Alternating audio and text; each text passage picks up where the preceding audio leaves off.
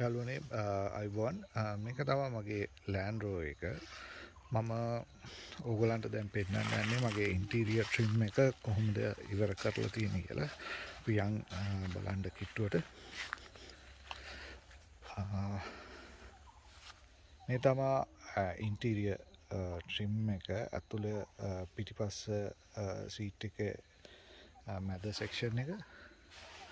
අපි ඒකට ඔයගලන්ට පේන ඇති මේ ඇලුමිනියම් පටි දාලා හදලා තියෙනවා. මොකද නැත්තම් මේ ට්‍රිම් එක එළියට එන්න ඉඩ තියෙන හින්දා ඇදිලා එන්න එනවා. දැන් එහෙම නැත්තම් ටික කාලයක් ගියාට පස්සේ ඔක කර්ව් වෙන්න පටන් ගන්නවා. ඒකලා ගැලවෙනවා.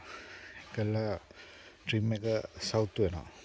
ඉතින් ඒකින්ද ඒ වගේ ස්ටේන්ලස් ස්ටීල් වලින් පටි ටිකක් දාලා තියෙනවා. හැබැයි මේකට මම රිවර්ට් කරලා තියන්නේ. මොකද ආපහු නිතර ගලවන්න අවශ්‍යතාවයක් නැති හින්දා ඇන වලින් දැම්මොත් සමහර විට ඇන ගැලවෙන්න ඉඩ තියෙනවා.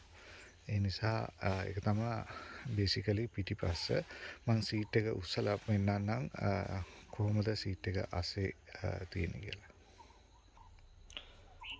මේ තමයි සීට් එක යට තියෙන මම සම්පූර්ණ එකම පෙන්නන්නේ නැහැ. මම මේ කොටස විතරක් පෙන්නන්නම්. මොකද ඒ දෙපැත්තම එක විදිහටම තියෙන නිසා.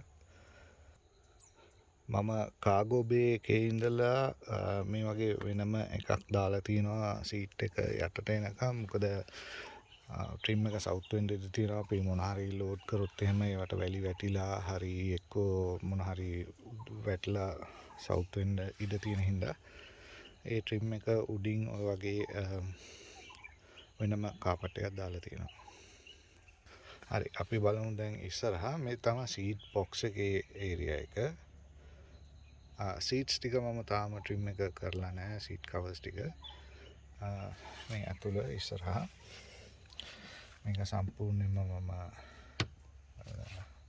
හදලා තියෙනවා යට. මේ සෙන්ටර් කන්සෝල් එකත් මම සම්පූර්ණයෙන් පැඩින් කරලා තියෙනවා ඒකේ. ගියර් ලීවර් එකත් හෑන්ඩ් ස්ටිච් කරලා සම්පූර්ණයෙන් ගියර් ලීවර් නොබ් එකයි යට කොටසයි ඔක්කොම හෑන්ඩ් ස්ටිච් කරලා හදලා තියෙන්නේ. ඔයාලට පේන ඇති ස්ටීරින් එකත් ඔක්කොම හෑන්ඩ් ස්ටිච් කරලා ඒක හදලා තියෙන්නේ. ඒ වගේම ඩෑෂ් පැනල් එකේ මීටර් ක්ලස්ටර් එක උඩ කොටසත් ඔයාලට පේන ඇති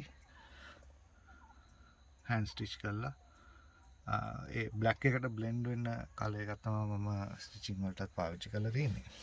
ඒ වගේ තමයි මේ කොටස මෙතන මේ ඉස්සරහ හැන්ඩල් එකයි මේ උඩ කොටසයි. මේ දෙකම කරලා තියෙන්නේ හෑන්ඩ් ස්ටිච් කරලා. එච්චරයි මම වැඩිය කරන්න ගියේ නෑ. මොකද ඒක ටිකක් මට ඒක ගැලපෙන්නේ නැති හින්දා. හරි යාළුවනේ තව මොන හරි ඔයගලන්ට දැනගන්න ඕන නම් මේ වගේ මේවා කරන්න මම අනික් වීඩියෝ එකෙන් දාන්නම් මගේ සීට් කවර්ස් ටික හදලා ඉවරනාට පස්සේ ඒ කොටස මම සෙක්ෂන් බයි සෙක්ෂන් ගන්න. මොකද වෙලාව ඒ කරන එක්කෙනාගෙත් වෙලාවත් එක්ක බලලා දවසක් කතා කරගෙන තමයි කරන්නේ. හරි thank you. මොනවා හරි තියෙනවා නම් කමෙන්ට් කරන්න. ප්ලීස් subscribe කරන්න. තව ඔයගලන්ට මම මේක මොඩිෆිකේෂන්ස් කරනකොට ඔයගලන්ට වීඩියෝස් දාන්නම්. thank you.